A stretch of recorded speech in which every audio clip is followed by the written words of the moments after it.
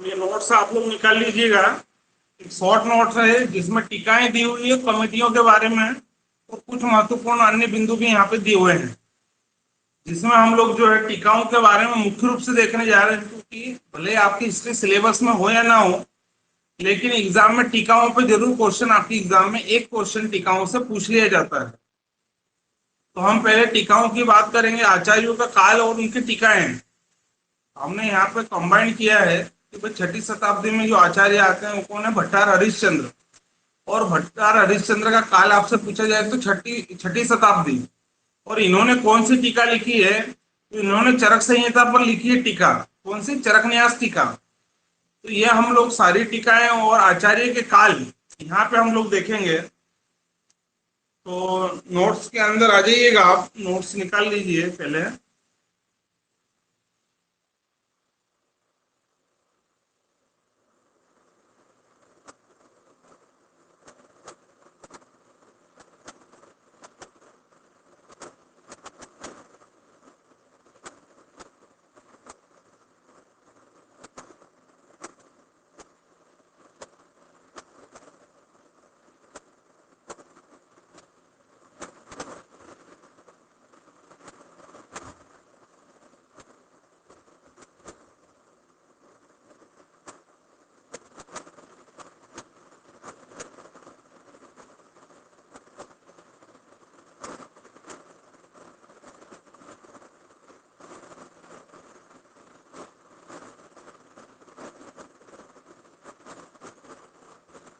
तो नोट्स निकाल लीजिएगा।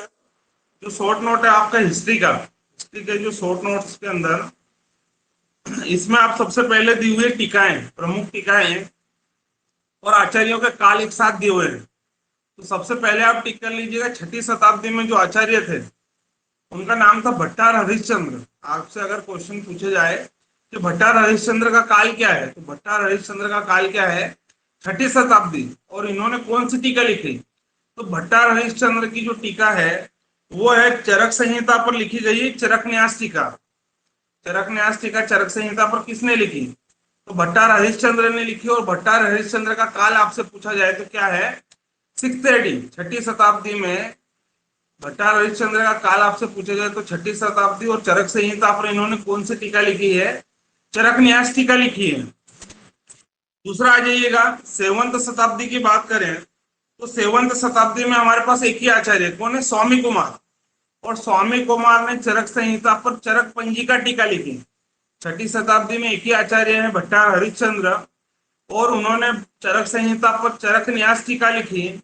7वीं शताब्दी में हमारे पास आचार्य है स्वामी कुमार, और स्वामी कुमार ने चरक संहिता पर जो टीका लिखी उसका नाम क्या है, चरक पंजिका टीका है। चरक पंजिका, दो आचार्य हो गए, एक 6ठी शताब्दी में चरक भट्टार हरिश्चंद्र चरक न्यास टीका चरक संहिता पर, 7वीं शताब्दी में स्वामी कुमार चरक पंजिका टीका किस पे लिखी गई, चरक संहिता पर। अब इसके बाद में 9वीं शताब्दी में हमारे पास दो आचार्य हैं। 9वीं शताब्दी में दो आचार्य हैं, एक है आपके जज्जट। जज्जट का काल पूछा जाए कि आचार्य जज्जट का काल क्या है, तो जज्जट जो है 9वीं शताब्दी में है, और इन्होंने चरक संहिता पर जो टीका लिखी है उसका नाम है निरंतर पद व्याख्या। निरंतर पद व्याख्या टीका के लेखाकार कौन है, तो निरंतर पद व्याख्या के लेखाकार कौन है, जज्जट है। और काल क्या है, 9वीं शताब्दी। और 9वीं शताब्दी में ही दूसरे आचार्य हमारे आषाढ़ वर्मा, और आषाढ़ वर्मा ने चरक संहिता पर जो टीका लिखी उसका नाम क्या है, परिहार वर्तिका। परिहार वर्तिका टीका चरक संहिता पर किसने लिखी है, आषाढ़ वर्मा ने लिखी। निरंतर पद व्याख्या टीका चरक संहिता पर किसने लिखी, जज्जट ने। चरक पंजिका टीका स्वामी कुमार के द्वारा लिखी गई, और चरक न्यास टीका चरक संहिता पर किसके लिखी गई है, भट्टार हरिश्चंद्र के द्वारा। भट्टार हरिश्चंद्र का काल पूछे तो 6ठी शताब्दी, स्वामी कुमार का काल पूछे तो 7वीं शताब्दी, आषाढ़ वर्मा और जज्जट का काल पूछे तो 9वीं शताब्दी। ठीक है, 6, 7, 9 हो गया हमारा। अब आता है 10वीं शताब्दी। 10वीं शताब्दी में हमारे पास एक आचार्य है चंद्रट। चंद्रट ने जो टीका लिखी है वो है योग समुच्चय। योग रत्न समुच्चय के लेखक कौन है, तो योग रत्न समुच्चय के लेखक कौन है, चंद्रट है। और दूसरे आचार्य है चंद्रनंदन। 10वीं शताब्दी में दो आचार्य है हमारे पास, चंद्रट है और चंद्रनंदन। चंद्रट की जो टीका है उसका नाम है योग रत्न समुच्चय, और चंद्रनंदन ने अष्टांग हृदय पर लिखी है। अष्टांग हृदय पर पदार्थ चंद्रिका टीका के लेखक कौन है? तो अष्टांग हृदय पर पदार्थ चंद्रिका टीका के लेखक कौन है? चंद्र नंदन। तो 10वीं शताब्दी तक हम आ गए। पहले एक ग्रुप वाइज इसको याद करना है आपको। पहला ग्रुप हो गया 6ठी, 7वीं, 9वीं और 10वीं शताब्दी। 6ठी शताब्दी में भट्टार हरिश्चंद्र ने चरक संहिता पर चरक न्यास टीका लिखी है। 7वीं शताब्दी में स्वामी कुमार ने चरक संहिता पर चरक पंजिका टीका लिखी है। 9वीं शताब्दी में आपके जज्जट ने निरंतर पद व्याख्या लिखी है। 9वीं शताब्दी में आचार्य थे आपके आषाढ़ वर्मा, उन्होंने चरक संहिता पर परिहार वर्तिका लिखी। और 10वीं शताब्दी में दो आचार्य याद रखना, चंद्रक आचार्य का कार्य काल पूछे तो 10वीं शताब्दी और चंद्रनंदन का काल भी 10वीं शताब्दी। चंद्रक ने लिखी योग रत्न समुच्चय और चंद्रनंदन ने अष्टांग हृदय पर लिखी है। अष्टांग हृदय पर चंद्रनंदन ने कौन सी लिखी? पदार्थ चंद्रिका। ये पहले ये चार याद हो जाना चाहिए आपको। कौन कौन है? भट्टार हरिश्चंद्र, स्वामी कुमार, जज्जट, आषाढ़ वर्मा, चंद्रट और चंद्रनंदन। 6ठी शताब्दी, 7वीं शताब्दी, 9वीं शताब्दी और 10वीं शताब्दी। अब हम 11वीं शताब्दी में आ गए। तो 11वीं शताब्दी में हमारे पास आचार्य हैं गईदास है। गईदास ने चरक संहिता पर चरक चंद्रिका लिखी। कई बार क्वेश्चन आया है कि चरक चंद्रिका टीका के लेखक कौन है? तो चरक चंद्रिका के लेखक कौन है? गईदास। काल क्या है? 11वीं शताब्दी। और सुश्रु संहिता पर गईदास ने कौन सी टीका लिखी? तो सुश्रु संहिता के निदान स्थान पर गईदास ने कौन सी टीका लिखी? न्याय चंद्रिका। चरक संहिता पर चरक चंद्रिका गईदास की है। सुश्रु संहिता के निदान स्थान पर न्याय चंद्रिका गईदास की है। फिर नीचे टिक करना चक्रपाणी।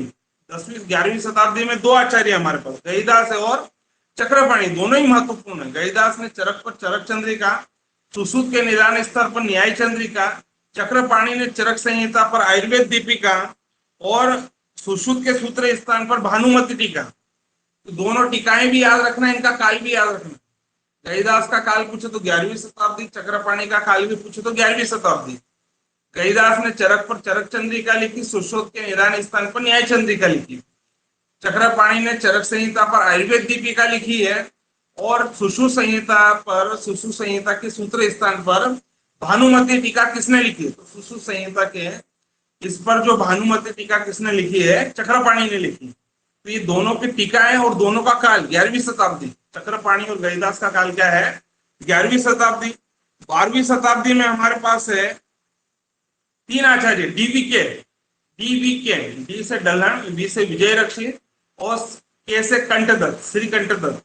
12वीं शताब्दी में तीन आचार्य, कौन कौन है? डल्हन, वी से विजय रक्षित और के से श्री कंठदत्त। 11वीं में हमारे पास दो हैं, गईदास और चक्रपाणी। 12वीं में डीवीके में डल्हन, विजय रक्षित और श्री कंठदत्त है। डल्हन की जो सुश्रुत संहिता पर टीका लिखी गई है उसका नाम है निबंध संग्रह। सुश्रुत पर जो टीका लिखी है डल्हन ने, उसका नाम क्या है? निबंध संग्रह। विजय रक्षित ने माधव पर लिखी है, माधव निदान पर विजय रक्षित ने कौन सी लिखी है? मधुकोश टीका। और श्रीकंठ दत्त ने भी माधव निदान पर ही लिखी है मधुकोश टीका। मधुकोश टीका दो भागों में बांटी गई है। मधुकोश टीका पूर्वार्ध लिखी है आपकी विजय रक्षित ने लिखी है और मधुकोश टीका उत्तरार्ध लिखी है श्रीकंठ दत्त ने। 11वीं शताब्दी में दो आचार्य, 12वीं शताब्दी में तीन, डल्हन, विजय रक्षित और श्रीकंठ दत्त। डल्हन के द्वारा निबंध संग्रह सुश्रुत संहिता पर, विजय रक्षित के द्वारा माधव निदान पर मधुकोश टीका और श्रीकंठ के दत्त के द्वारा भी माधव निदान पर मधुकोश टीका लिखी गई। 12वीं हो गई। अब 13वीं शताब्दी आती है। तो 13वीं शताब्दी में हमारा आता है चार आचार्य आते हैं, 4 से 5 आचार्य आते हैं। बोपदेव है, हेमाद्री है, अरुण दत्त है और इंदु भाई, BHAI भाई। 13वीं शताब्दी में चार आचार्य, भाई में बी से बोपदेव, एच से हेमाद्री, ए से अरुण दत्त और आई से इंदु भाई। 13वीं शताब्दी में चार आचार्य हमारे पास भाई है। भाई में बोपदेव के द्वारा कौन सी लिखी गई? तो बोपदेव के द्वारा सारंगधर पर लिखी गई है सत्सलोकी। सारंगधर के द्वारा, बोपदेव के द्वारा सारंगधर पर कौन सी लिखी गई? सत्सलोकी लिखी गई। हेमाद्री का काल पूछे तो कौन सी शताब्दी? 13वीं शताब्दी। बोपदेव का काल भी 13वीं शताब्दी। हेमाद्री ने अष्टांग हृदय पर लिखी है। आयुर्वेद रसायन टीका के लेखककार कौन है? तो आयुर्वेद रसायन टीका के लेखककार कौन है? अष्टांग हृदय पर लिखी गई है हेमाद्री के द्वारा। अरुण दत्त ने सर्वांग सुंदरा लिखी है अष्टांग हृदय पर। अष्टांग हृदय पर अरुण दत्त ने कौन सी लिखी? सर्वांग सुंदरा। और इंदु के द्वारा ससीलेखा टीका अष्टांग संग्रह पर लिखी गई और इंदुमती लिखी गई अष्टांग हृदय पर। इंदुमती अष्टांग हृदय पर, ससीलेखा टीका इंदु के द्वारा अष्टांग संग्रह पर लिखी गई। तो तीन याद रखना, 11वीं 12वीं और 13वीं। 11वीं में दो आचार्य हैं, गईदास और चक्रपणी। गईदास के द्वारा लिखी गई चरक पर चरक चंद्रिका, सुश्रुत के निदान स्थान पर न्याय चंद्रिका। चक्रपाणी के द्वारा चरक पर आयुर्वेद दीपिका और सुश्रुत के सूत्र स्थान पर भानुमती टीका। 11वीं में दो हो गए, चक्रपाणी गईदास। 12वीं में आपके पास डीवी के हैं, कल्याण के द्वारा सुश्रुत संहिता पर निबंध संग्रह लिखी गई। विजय रक्षित के द्वारा मधुकोश टीका माधव निदान पर, श्रीकर्ण दत्त के द्वारा भी मधुकोश टीका किस पे लिखी गई, माधव निदान पर। 13वीं शताब्दी में चार आचार्य हैं, कौन कौन से भाई, गोपदेव के द्वारा सालंगधर पर ससलोकी, हेमाद्रि के द्वारा अष्टांग हृदय पर आयुर्वेद रसायन, अरुण दत्त के द्वारा अष्टांग हृदय पर सर्वांग सुंदरा और इंदु के द्वारा अष्टांग हृदय पर इंदुमती और अष्टांग संग्रह पर ससीलेखा टीका। तो 11वीं 12वीं और 13वीं शताब्दी साथ में याद रखना, छठी 7वीं 9वीं और 10वीं साथ में हमने देखा, 11वीं 12वीं और 13वीं साथ में देखा। अब 14वीं शताब्दी में दो आचार्य हमारे पास है, आडमल और वाचस्पति। ये भी 14वीं शताब्दी में दो आचार्य हैं। आडमल ने सारंगधर पर दीपिका टीका लिखी है। आडमल ने सारंगधर पर दीपिका टीका किसने लिखी, तो सारंगधर पर दीपिका टीका किसने लिखी, आडमल ने। और वाचस्पति ने लिखी आतंक दर्पण। आतंक दर्पण के लेखक कौन है, वेरी एमपी कई बार क्वेश्चन पूछा गया है।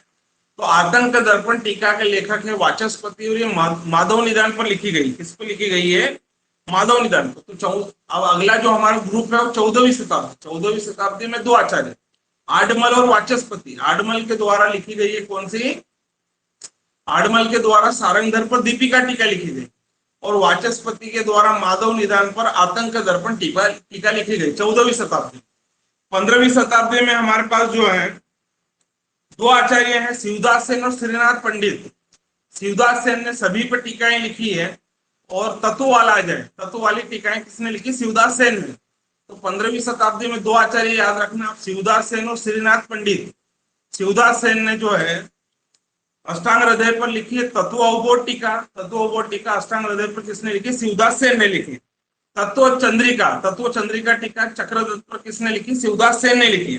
और चरक तत्व प्रदीपिका, चरक तत्व प्रदीपिका ये भी चरक संहिता पर किसने लिखी है, ये लिखी है आपकी चरक तत्व प्रदीपिका चरक संहिता पर किसने लिखी है आपके, ये भी शिवदास सेन ने लिखी। तो शिवदास सेन की तीन टीका है, तत्व अवबोध टीका अष्टांग हृदय पर, तत्व चंद्रिका टीका चक्रदत्त पर और चरक तत्व प्रदीपिका चरक संहिता पर। श्रीनाथ पंडित की वेरी एमपी कई बार क्वेश्चन आया है कि परहित संहिता के लेखक कौन है, तो परहित संहिता के लेखक कौन है आपके, श्रीनाथ पंडित। परहित संहिता के कई बार क्वेश्चन आया कि परहित संहिता के लेखक कौन है, तो परहित संहिता के लेखक कौन है, श्रीनाथ पंडित। तो 15वीं शताब्दी में दो आचार्य याद रखना आपको, शिवदास सेन और श्रीनाथ पंडित।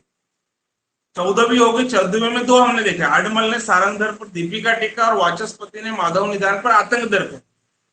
15वीं शताब्दी में हमने देखे हमारे पास दो आचार्य हैं, शिवदास सेन ने चरक संहिता पर चरक तत्व प्रदीपिका, अष्टांग हृदय पर तत्व अवबोध टीका और आपके जो है चक्रदत्त पर तत्व चंद्रिका टीका लिखी है किसने, शिवदास सेन ने। और 15वीं शताब्दी में दूसरे आचार्य श्रीनाथ पंडित, इन्होंने लिखी है, श्रीनाथ पंडित के द्वारा लिखी गई है। परहित संहिता के लेखक कौन है, तो परहित संहिता के लेखक कौन है आपके, श्रीनाथ पंडित है। तो 14वीं शताब्दी और 15वीं शताब्दी।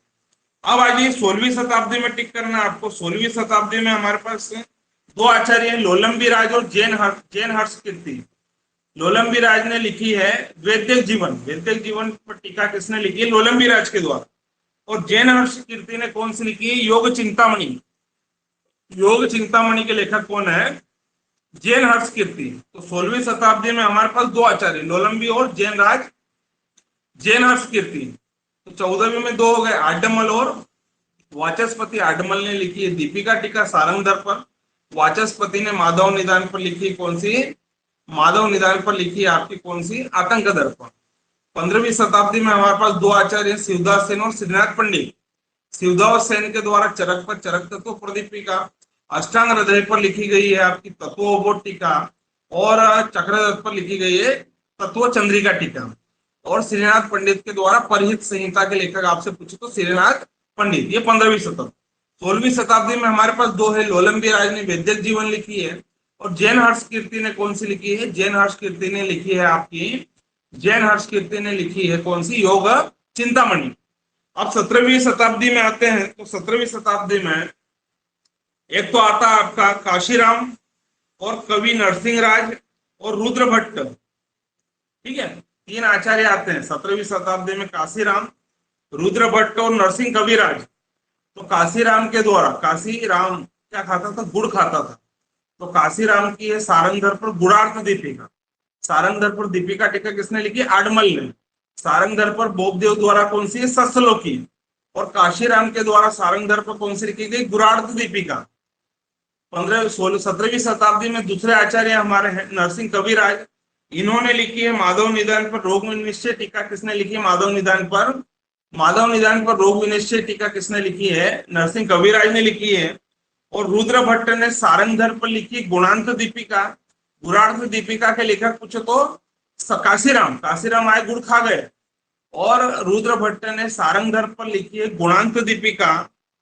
लेकिन रुद्र भट्ट ने दीपिका टीका किस पे लिखी? सारंगधर पर दीपिका तो किसने लिखी? आडमल ने।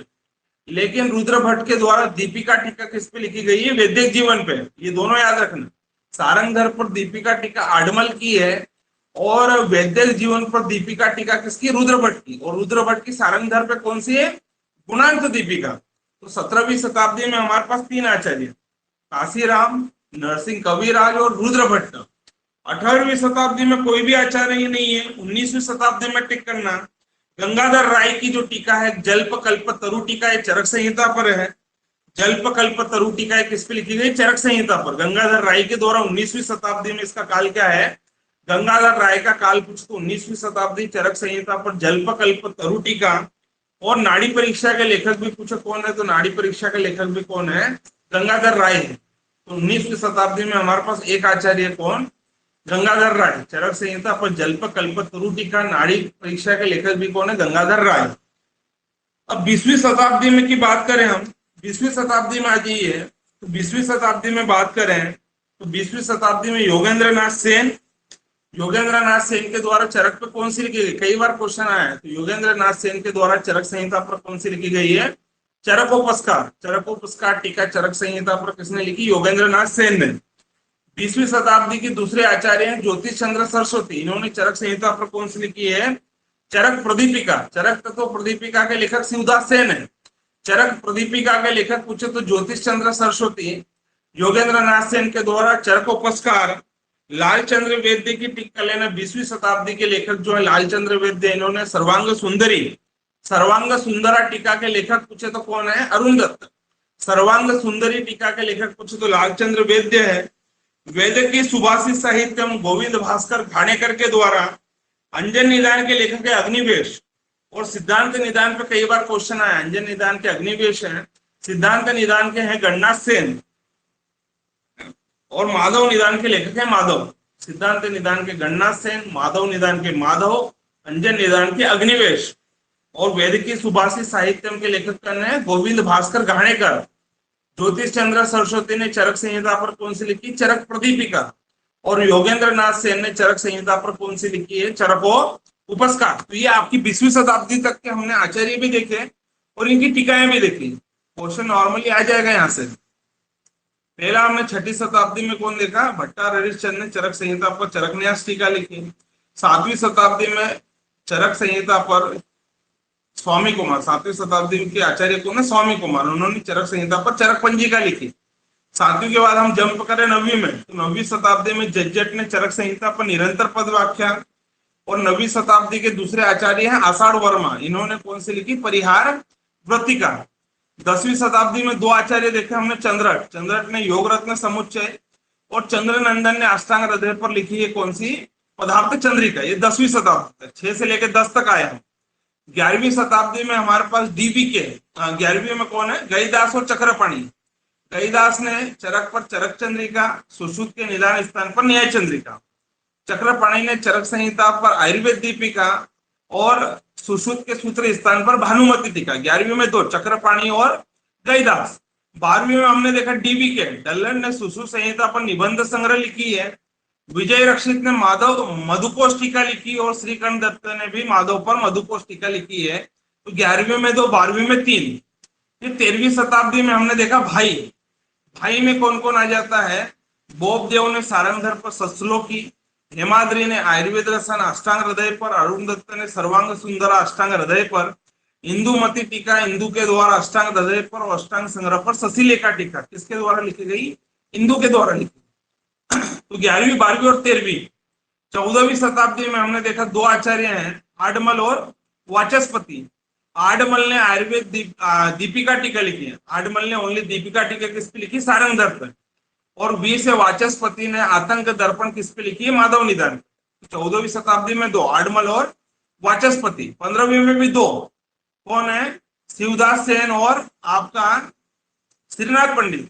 तो 15वीं शताब्दी में शिवदास सेन ने चरक संहिता पर चरक तत्व प्रदीपिका, तत्व टीका अष्टांग हृदय पर लिखी।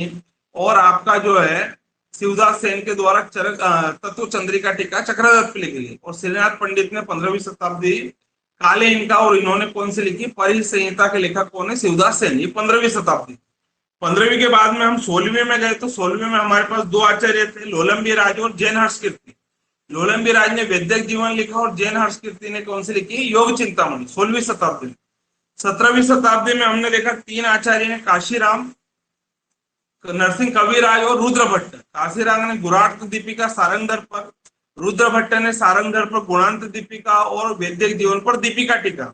और नरसिंह कविराज ने कौन सी लिखी? माधव निदान पर रोग विनिश्चय। 16वीं में कौन से आचार्य थे? दो, लोलंबी राज और जैन हर्षकीर्ति। 17वीं शताब्दी में तीन आचार्य, काशीराम की गुणार्थ दीपिका, रुद्र भट्ट की गुणांत दीपिका वैदिक जीवन पर दीपिका टीका और नरसिंह कविराज की रोग विनिश्चय टीका माधव निदान पर। ये 17वीं शताब्दी। 18वीं में कोई नहीं। 19वीं में गंगाधर राय ने जल्पकल्प तरु टीका और नाड़ी परीक्षा के लेखक भी कौन है? गंगाधर राय है। 20वीं शताब्दी में हमने देखा योगेंद्र नाथ सेन की चरक उपस्कार, ज्योतिष चंद्र सरस्वती की चरक प्रदीपिका, फिर अंजन निदान के लेखक अग्निवेश, सिद्धांत निदान के लेखक जो गणनाथ सेन, माधव निदान के माधव, और आपके वैदिक की सुभाषित साहित्य के लेखक कौन है? गोविंद भास्कर घाणेकर। अब नेक्स्ट पेज पे आ जाइए। कमेटियों के बारे में दिया हुआ है। कमेटियों में सबसे पहले टिक करना भोर कमेटी। भोर कमेटी है डॉक्टर भोर के द्वारा 1945 में ही, और देसी चिकित्सा का अधिकार राज्यों को, ये इन्होंने अनुशंसा क्या की? भोर कमेटी की स्थापना कब हुई? भोर कमेटी की स्थापना हुई 1945 में डॉक्टर भोर के द्वारा। और देसी चिकित्सा जो हमारा आयुर्वेद चिकित्सा है, इसका अधिकार राज्यों को दिया कि भाई राज्य अपने हिसाब से डिसीजन ले ले कि उनको क्या करना है। तो पहली हमारी कमेटी भोर कमेटी 1945 में ही डॉक्टर भोर के द्वारा, और देसी चिकित्सा का अधिकार राज्यों को दिया गया, पहली कमेटी। दूसरी कमेटी है आपकी पंडित कमेटी। पंडित कमेटी के जो संस्थापक थे डॉक्टर सीजी पंडित, और यह बनी 1949 में। इनके द्वारा जामनगर अनुसंधान केंद्र की स्थापना किस कमेटी के अनुशंसा पर हुई? तो जामनगर अनुसंधान केंद्र की स्थापना पंडित कमेटी के अनुशंसा पर हुई। और इनका काल क्या बतलाया गया है? 1949। 1949 में दूसरी कमेटी है आपकी कौन सी? सॉरी, पहली हमारी भोर कमेटी 1945 में देसी चिकित्सा का अधिकार राज्यों को दिया, डॉक्टर भोर इसके संस्थापक। दूसरी कमेटी आपकी चोपड़ा कमेटी। लास्ट टाइम जो एमपीपीएससी का पेपर आउट हो गया था, उसमें क्वेश्चन पूछा गया था कि समन्वय चिकित्सा का सिद्धांत ये किस कमेटी के द्वारा दिया गया? तो चोपड़ा जी समन्वय करके चलते थे। तो चोपड़ा कमेटी का स्थापना हुई 1946 में डॉक्टर कर्नल रामनाथ चोपड़ा के द्वारा। कर्नल रामनाथ चोपड़ा ने चोपड़ा कमेटी 1946 में बनाई। और समन्वय शिक्षा का मूल सिद्धांत, सबको लेके चलो, बोले एलोपैथी भी कर लो, आयुर्वेद भी कर लो, सब कुछ करो, समन्वय से काम चलेगा, अधिकार से काम नहीं चलेगा। तो समन्वयात्मक शिक्षा का मूल सिद्धांत किसने दिया? चोपड़ा कमेटी ने दिया। और 1946 में चोपड़ा कमेटी है। फिर आपकी पंडित कमेटी है 1949 में, यह डॉक्टर सीजी पंडित के द्वारा। और जामनगर अनुसंधान केंद्र की स्थापना किस कमेटी के अनुशंसा पर हुई? तो पंडित कमेटी के अनुशंसा पर जामनगर अनुसंधान केंद्र की स्थापना हुई। ठीक है। फिर आती दुबे कमेटी। दयाशंकर विक्रम दुबे ने इसकी स्थापना की 1955 में। रजिस्ट्रेशन बोर्ड की स्थापना किसके द्वारा की गई? तो रजिस्ट्रेशन बोर्ड की स्थापना की गई दुबे कमेटी के अनुशंसा पर। रजिस्ट्रेशन बोर्ड की स्थापना किसकी कमेटी की स्थापना की गई? दुबे कमेटी। और कब हुई? 1955 में। उंडू कमेटी ये आई 1958 में। सीसीआईएम की स्थापना और मिश्रित और शुद्ध पाठ्यक्रम 1958 में कौन सी? उंडुक कमेटी। दुबे कमेटी का भाई 55 में, पंडित कमेटी 1949 में, चोपड़ा कमेटी 1946 में, भोर कमेटी 1945 में।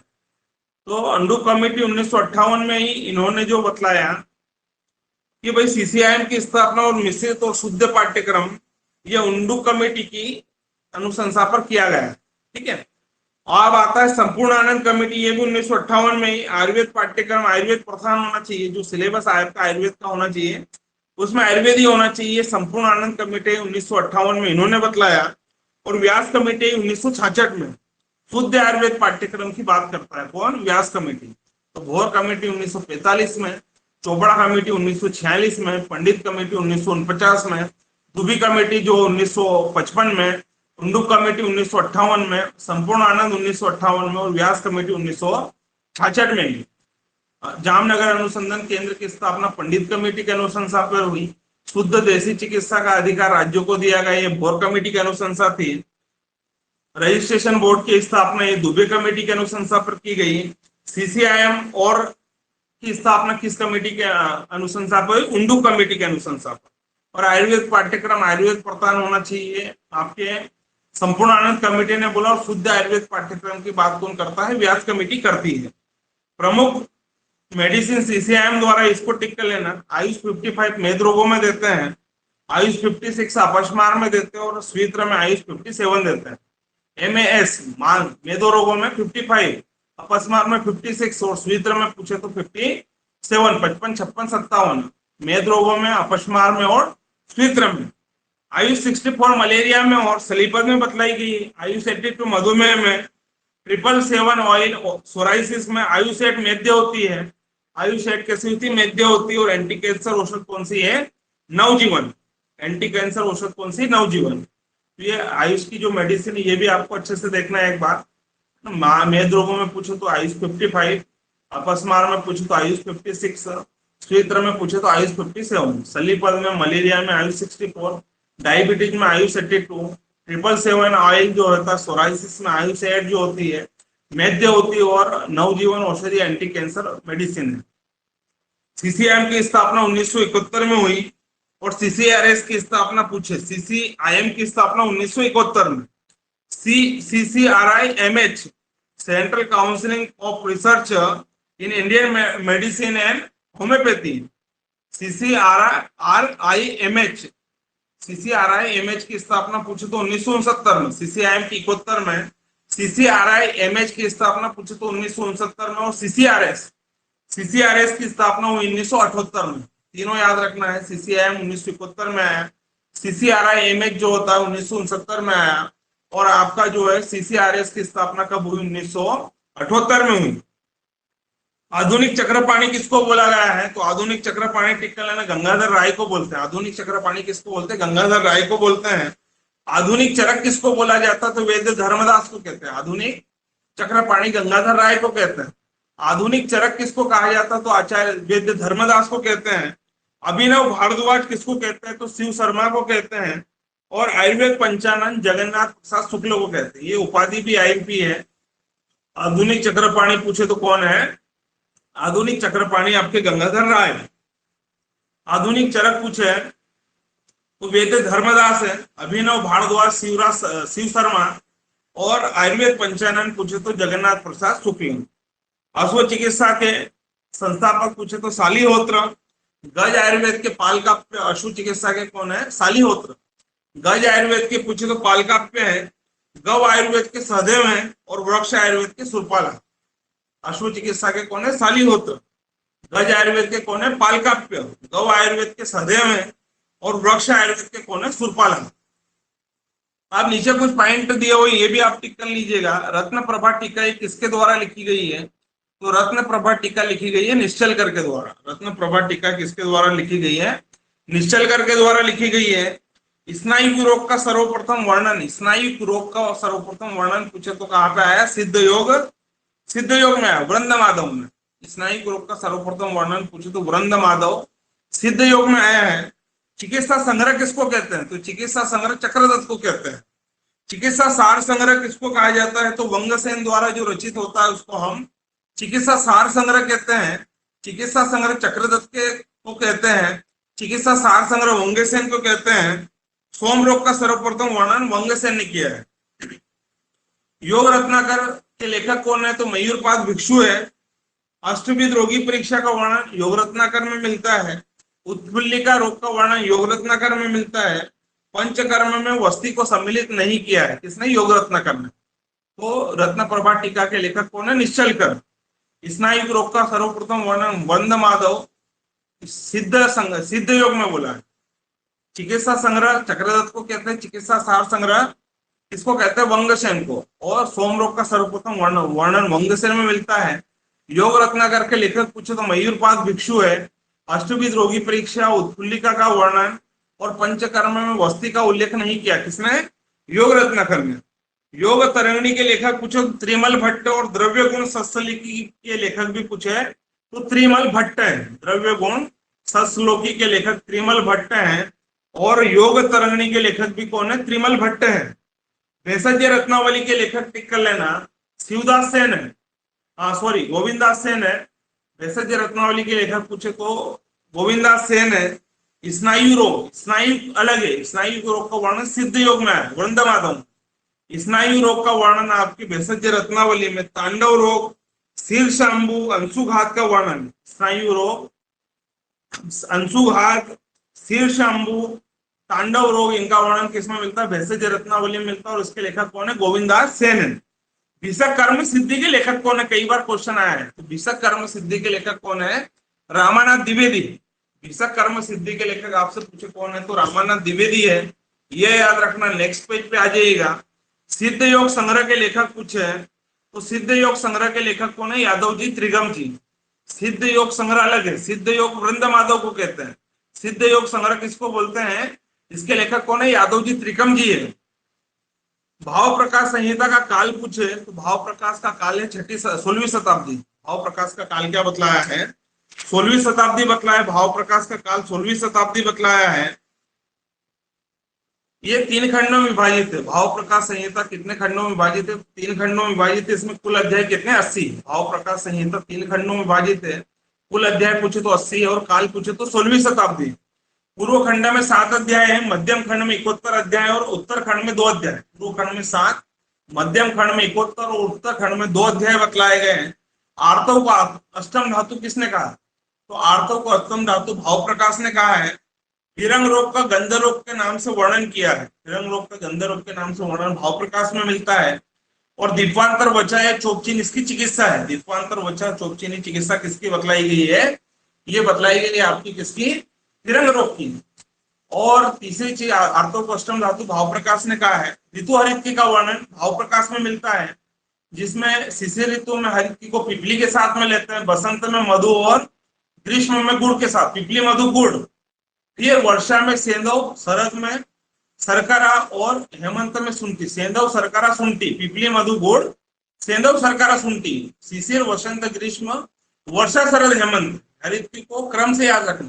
पिपली मधु गुड़, सेंधव, सरकरा, शुंठी। और यशत का सप्त धातुओं में वर्णन भी हमको मिलता है किसमें? भाव प्रकाश में। ये बिल्कुल अभी हम भाव प्रकाश को पारिक में से उसमें उनमें से भी देखेंगे, लेकिन यहाँ से कुछ आईएमपी पॉइंट आप लोग देख लीजिएगा कि भाई भाव प्रकाश संहिता का काल 16वीं शताब्दी। इसमें कुल अध्याय 80 है। पूर्व खंड में 7 अध्याय है, मध्यम खंड में 71 अध्याय है, उत्तर खंड में 2 अध्याय है। आर्तों को अष्टम धातु भाव प्रकाश ने कहा है। ऋतु हरितकी का वर्णन मिलता है, जिसमें पिपली मधु गुड़, सेंधव, सरकरा, शुंठी। हिरंग रोग का गंध रोग के नाम से वर्णन मिलता है। दीपांतर वचा इसकी ड्रग ऑफ चॉइस है। और यशत का सप्त धातु में वर्णन भी मिलता है। अब आती है आपकी सारंगधर संहिता का काल पूछो तो 13वीं शताब्दी है। इसमें कुल अध्याय 32 है और कुल श्लोक पूछे तो 2600। सारंगधर संहिता का काल क्या है? 13वीं शताब्दी। कुल अध्याय कितने? 32 और कुल श्लोक 2600 है। पूर्व खंड में 7 अध्याय है, मध्यम खंड में 12 अध्याय, उत्तर खंड में 13 अध्याय। 7, 12, 13 तो टोटल अध्याय कितने? 32। कुल श्लोक कितने हैं? 2600। 7, 12, 13। नाड़ी परीक्षा का सर्वप्रथम वर्णन कहाँ पे मिलता है? तो सारंगधर में मिलता है। अहिपेन का सर्वप्रथम वर्णन भी पूछे तो सारंगधर में मिलता है। और स्नायु क्रमी का सर्वप्रथम वर्णन पूछे तो ये भी सारंगधर में मिलता है। स्नायु क्रमी का वर्णन सारंगधर ने किया है। अहिपेन का सर्वप्रथम वर्णन सारंगधर ने किया है। नाड़ी परीक्षा का सर्वप्रथम उल्लेख सारंगधर ने किया है। यम दृष्टा का वर्णन सारंगधर द्वारा 16 दिन का होता, कार्तिक के अंतिम 8 दिन और मार्गशीर्ष के प्रथम 8 दिन, ये यम दृष्टा कहलाता, सारंगधर द्वारा वर्णित है। आशा वरिष्ठ का सर्वप्रथम, आशा वरिष्ठ में अंतर भी किसमें आया है? सारंगधर संहिता में आया। आशा वरिष्ठ का सर्वप्रथम अंतर जो बतलाया ये भी सारंगधर संहिता में आया है। तो कुल मिला के अध्याय याद रखना है आपको। तो इसमें टोटल अध्याय जो है 32 अध्याय है। काल 13वीं शताब्दी है। श्लोक 2600 है। 7, 12, 13 पूर्व खंड में 7 अध्याय, मध्यम खंड में 12 अध्याय, उत्तर खंड में 13 अध्याय है। यम दृष्टा का वर्णन सारंगधर द्वारा, नाड़ी परीक्षा को उल्लेख सारंगधर द्वारा किया गया है। आसवरिष्ठ में अंतर सारंगधर ने बतलाया है। और आपका स्नायु क्रमी का वर्णन अहिपेन का सर्वप्रथम वर्णन सारंगधर संहिता में मिलता है। अब इसके बाद में आता है आपका माधव निदान का काल पूछे तो 7वीं शताब्दी है। माधव द्वारा वर्णित इसमें कुल अध्याय कितने? 69। भाव प्रकाश में कुल अध्याय 80। पूर्व खंड में 7, मध्यम खंड में 71, उत्तर खंड में 2। सारंगधर संहिता में कुल अध्याय 32 है। 7, 12, 13। माधव निदान में कुल अध्याय 69 अध्याय है। काल इसका 7वीं शताब्दी है। परिणाम शुल्क का सर्वप्रथम वर्णन माधव निदान में, अन्नद्रव शुल्क का वर्णन, महापद्म का वर्णन, शीतपित्त उदर्द का वर्णन, आमवात का, योनि कुंद का, शूल का आदि का सर्वप्रथम वर्णन माधव ने किया। अन्नद्रव शूल, परिणाम शूल, महापद्म व्याधि, शीतपित्त उदर्द, आमवात, ये इसके मुख्य रूप से वर्णित है। किसके द्वारा वर्णित है? माधव के द्वारा वर्णित। वर्टिदंश संस्थानम, कई बार क्वेश्चन पूछा गया है, जहां से भाई फेमस क्वेश्चन वो मैंने यहाँ पे लिखे है, बाकी हम लोग बारीक से कवर करेंगे। यहाँ पे शॉर्ट में जो है वो यहाँ से सीधे क्वेश्चन उठ के आ जाते हैं कि वर्टिदंश संस्थानम ये लक्षण किसका है? तो वर्टिदंश संस्थानम उदर्द का लक्षण, और इसमें कपदोष की अधिकता होती है। उदर्द में कपदोष की अधिकता होती है। वर्टिदंश संस्थानम लक्षण किसका? उदर्द का है और शिशिर ऋतु में होता है। शीत पित्त में एक बार क्वेश्चन आया एनआरएचएम 2013 के आरबीएस के एग्जाम में कि शीत पित्त में किस दोष की प्रधानता? माधव के अनुसार तो माधव ने शीत पित्त में वात दोष की प्रधानता बतलाई, उदर्द में कफ दोष की प्रधानता बतलाई है। वर्टिदंश संस्थान पूछे तो उदर्द का लक्षण है। ग्रहणी के 6 भेद माने, माधव ने ग्रहणी के 6 भेद माने हैं। घटी यंत्र ग्रहणी और संग्रह ग्रहणी का अतिरिक्त उल्लेख किया। किसने? माधव ने। अजीर्ण के भी इसने 6 भेद माने हैं। प्राकृत अजीर्ण और तीन पाकी अजीर्ण का अतिरिक्त वर्णन किया। सारंगधर ने, माधव ने अजीर्ण के 6 भेद माने, ग्रहणी के 6 भेद माने हैं। प्राकृत अजीर्ण, दीन पाकी अजीर्ण का अतिरिक्त वर्णन मिलता है। माधव के द्वारा प्रवाहिका के 4 भेदों का वर्णन मिलता है।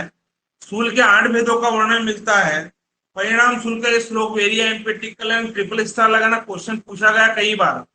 भुक्तम जीर्यति यत् शूलम तदेव परिणाम दम। भुक्तम शूलेति यत्, भुक्तम जीर्यते यत् शूलम, भुक्तम जीर्यति यत् शूलम पूछे किसका लक्षण है? भुक्तम जीर्यति यत् शूलम, ये लक्षण किसका है? परिणाम शूल का लक्षण है। और जीर्णे जीर्यते जीर्ण है। यह शूलम पथ्यापत्य प्रयोग है ना। जीर्णे जीर्यते जीर्ण ये श्लोक आपको वहां पे भी आता। कहाँ पे? वातज ग्रहणी में। लेकिन आगे का टिक करना याद रखना, पथ्यापत्य प्रयोग ना जाए।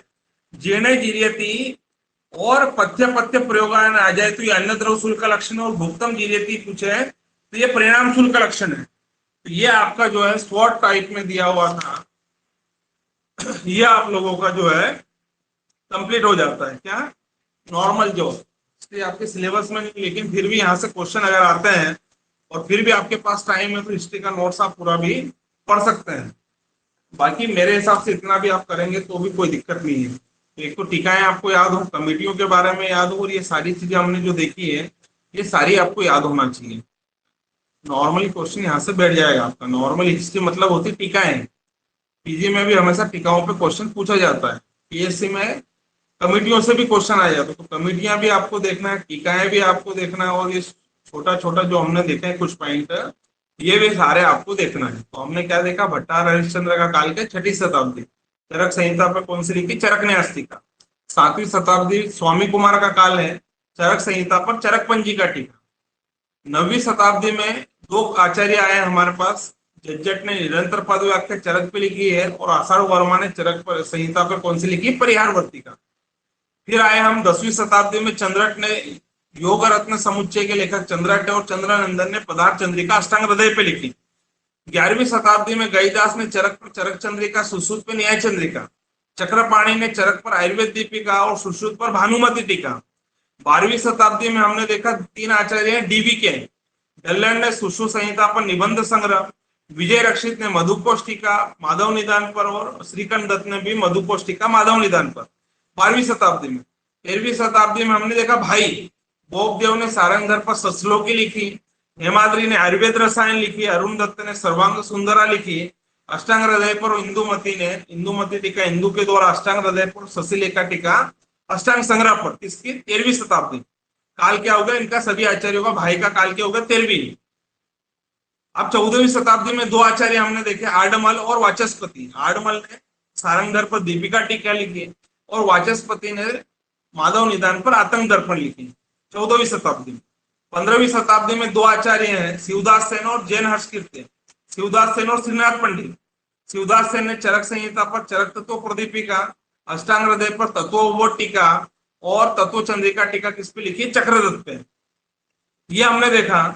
फिर हम लोगों ने देखा आगे श्रीनाथ पंडित की परहित संहिता 15वीं शताब्दी। 16वीं शताब्दी में आए आपके लोलम्बीराज ने वैदिक जीवन लिखी और जैन हर्षकीर्ति ने लिखी योग चिंतामणि 16वीं शताब्दी में।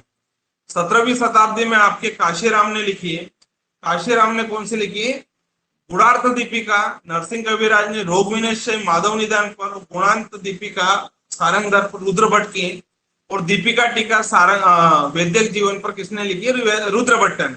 ये हमने देखी। फिर इसके बाद हम आगे गए तो 18वीं में कुछ भी नहीं, 19वीं में गंगाधर राय ने जल्पकल्प तरु टीका, चरक संहिता पर नाड़ी परीक्षा के लेखक भी गंगाधर राय। 20वीं शताब्दी में योगेंद्र नाथ चरक उपस्कार, ज्योतिष चंद्र सरस्वती ने चरक संहिता पर चरक प्रदीपिका, गोविंद भास्कर गाणेकर की जो है वैदिक की सुभाषित साहित्यम, अंजन निदान के अग्निवेश, सिद्धांत निदान के गणनाथ सेन, माधव निदान के माधव। ये हम लोगों ने देखा। फिर कमेटियां देखी, भोर कमेटी 1945 में ही देसी चिकित्सा राज्यों को अधिकार दिया।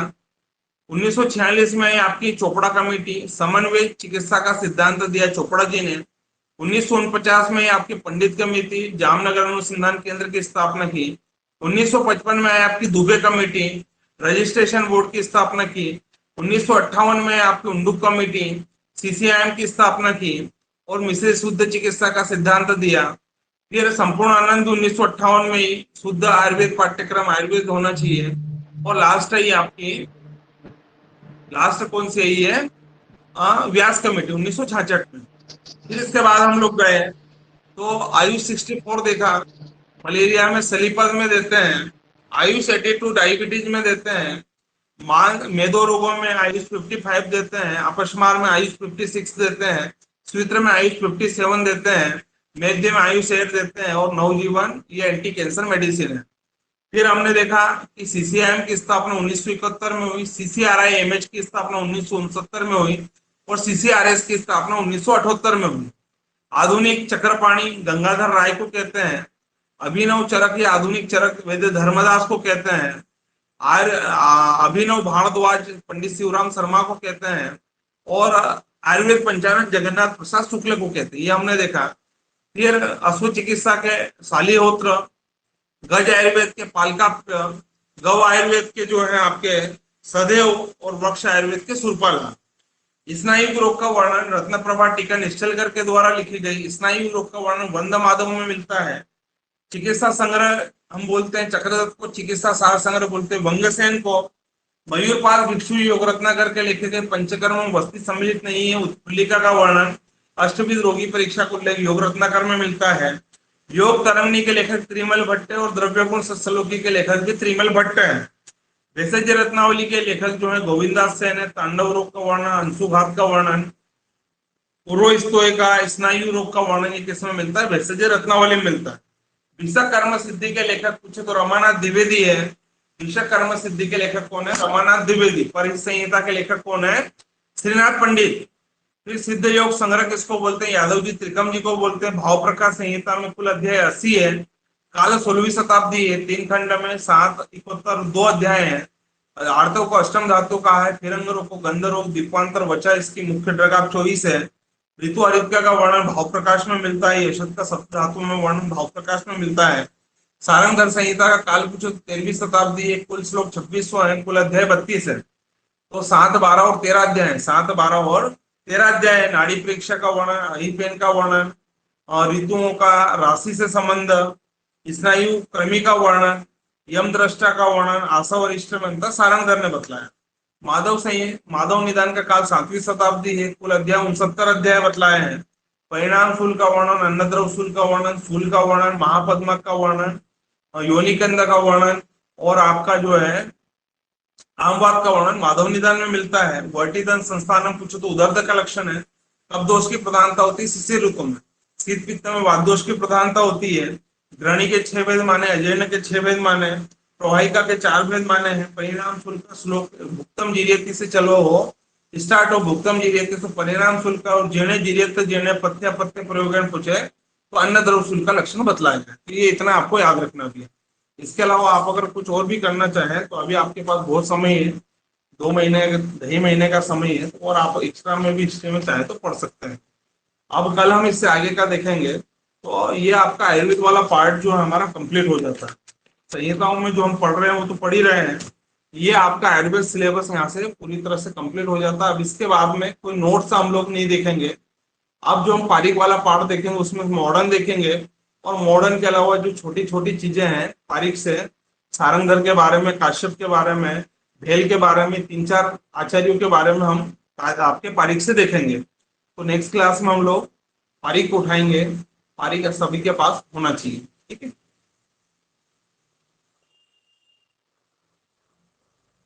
टीका है कल सभी पूछूंगा भैया, टीका है आज याद कर लेना। टीकाओं पे क्वेश्चन आएगा 100%। और कल मैं सारे लोगों से ही टीकाएं पूछूंगा कि कौन सी टीका किसने लिखी है और आचार्य का काल।